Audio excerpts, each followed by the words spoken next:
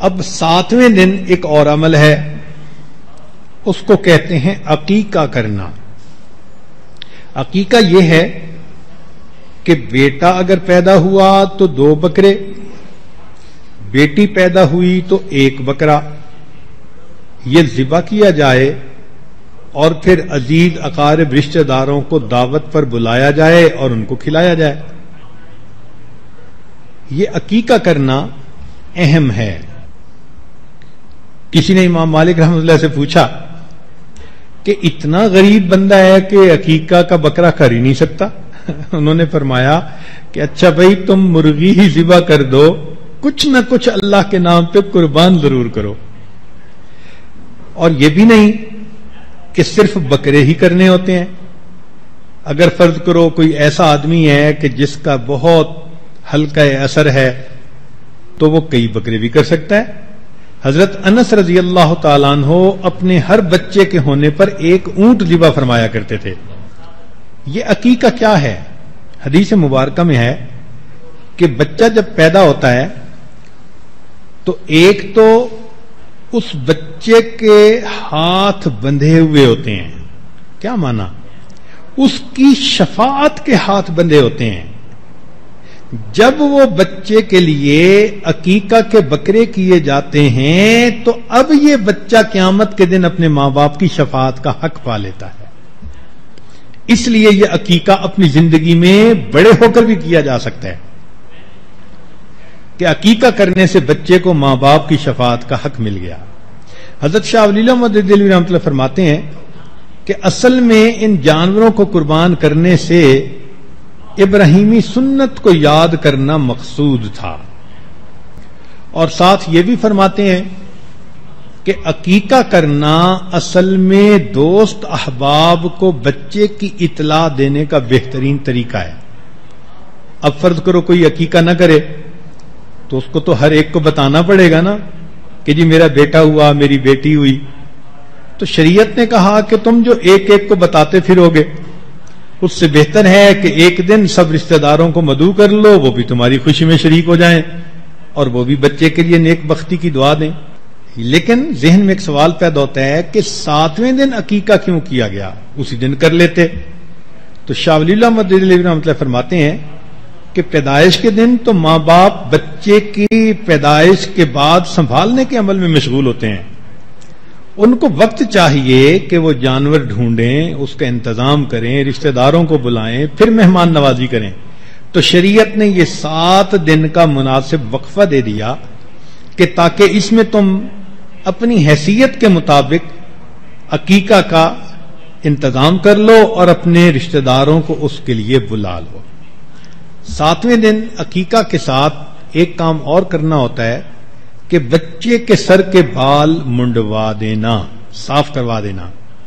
چنانچہ سیدہ فاطمہ الزہرا رضی اللہ تعالی عنہا، ان کے ہاں جب حضرت حسن اللہ عنہ کی ولادت ہوئی یا سیدنا حسین اللہ عنہ کی ولادت ہوئی تو انہوں نے 7ویں دن ان بچوں کے بال سر کے صاف کروائے اور بالوں کے وزن کے برابر چاندی اللہ کے راستے میں صدقہ کر دی۔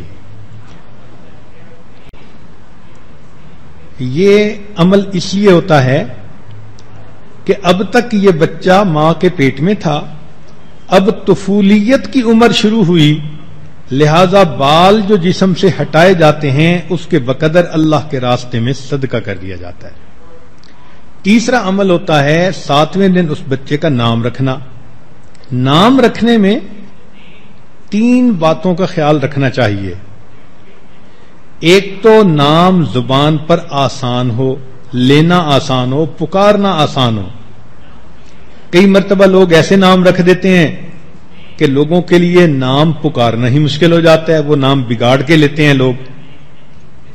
تو نام میں ایک بات کہ وہ زبان پر آسان ہو، دوسرا اس کے معنی اچھے ہوں۔ ایسے بے معنی لفظ یا برے معنی والے الفاظ، ایسے ناموں کو نبی علیہ السلام نے ناپسند فرمایا۔ چنانچہ جب بھی کوئی ایسا بچہ ہوتا تھا کہ جو نام ایسا ہوتا جو ناپسندیدہ، تو نبی علیہ السلام اس شخص کا نام بدل کے اچھا نام رکھ دیا کرتے تھے۔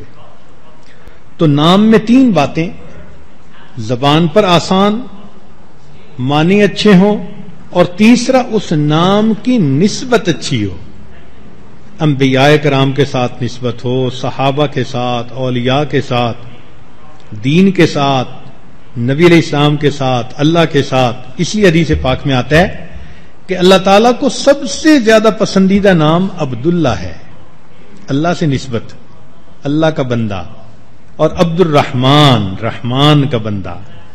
اسی طرح محمد اور احمد بھی نام رکھا جا سکتا ہے۔ ایک حدیث مبارکہ میں ہے کہ جس گھر میں کسی بچے کا نام محمد ہو، اللہ تعالیٰ اس گھر والوں کو فاقہ کے عذاب میں مبتلا نہیں فرماتے۔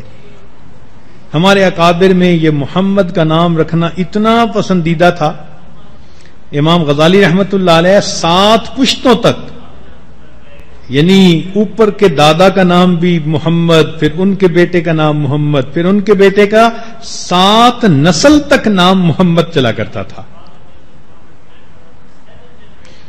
بچے کی کنیت بھی بچے کی وجہ سے رکھی جا سکتی ہے، باپ کی، جیسے ہم ابو داود، تو بچے کے نام پہ باپ بھی اپنی کنیت کو رکھ سکتا ہے۔ جیسے کسی ماں کا بیٹا محمد ہو تو وہ ام محمد کہلائے۔ تو یہ 7ویں دن 3 کام کیے، عقیقہ ہوا، بال منڈوائے، نام رکھا، اور ایک چیز یہ کہ اگر وہ بیٹا ہے تو اس کے ختنے کروانا۔ حدیث مبارکہ میں ہے کہ چند چیزیں فطرت میں ہیں، کلی کرنا، ناک میں پانی ڈالنا، مونچھیں کٹوانا، مسواک کرنا، ناخن کٹوانا، بغل کے بال صاف کرنا، زیر ناف بال صاف کرنا، اور لڑکوں کا ختنہ کروانا۔ ایک حدیث مبارک میں ہے کہ 4 چیزیں سنن المرسلین ہیں، یعنی تمام رسولوں کی سنت ہے، کامن سنت ہے۔ ان میں سے ایک خوشبو لگانا، دوسرا مسواک کرنا، تیسرا ختنہ کرانا، اور چوتھا نکاح کرنا۔ اب 7ویں دن جب یہ اعمال ہو گئے تو اب اس بچے کو 2 سال تک دودھ پلانا یہ اس کی ماں کی ذمہ داری ہوتی ہے۔